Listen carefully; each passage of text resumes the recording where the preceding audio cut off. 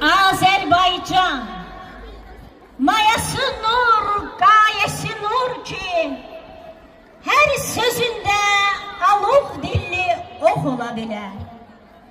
Azerbaycan deyiləndə ağadır ki, ana yurdun ürəyinə toxuna bilər. Azerbaycan'ın adında tariximizin şöhrəti, torpaqlarımızın ətri, xalqımızın qüruru yaşayır. Bu müqəddəs vətən hər birimizin sevgisi, fəxri və güc mənbəyidir. İndi isə diqqətinizə doğma yurdumuza sonsuz məhəbbəti ifadə edən Azərbaycanın mahnısını təqdim edirik. Özün kimi bu qarlıdır uca dağları, üstüne bir yaraşıdır yaşıl bağları. Bizimle bir başlamıştı güzel çağları. Yurdum yuvam meskenim sen Azerbaycanım, anam doğma vətənim sen Azerbaycanım. Yurdum yuvam meskenim sen Azerbaycanım, anam doğma vətənim sen Azerbaycanım.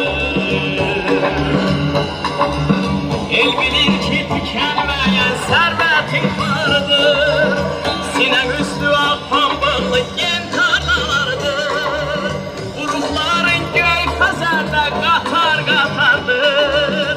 Yurdum yuvam meskenim sen Azerbaycanım, anam doğma vətənim sen Azerbaycanım. Yurdum yuvam meskenim sen Azerbaycanım, anam doğma vətənim sen Azerbaycanım.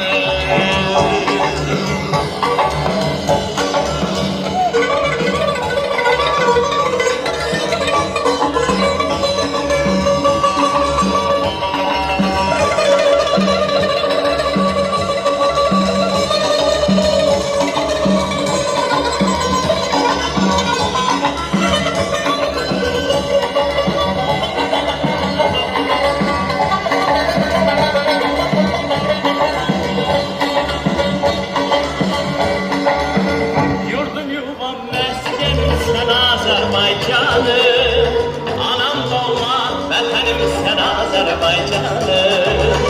Yurdum yuvam meskenim sen Azerbaycanım.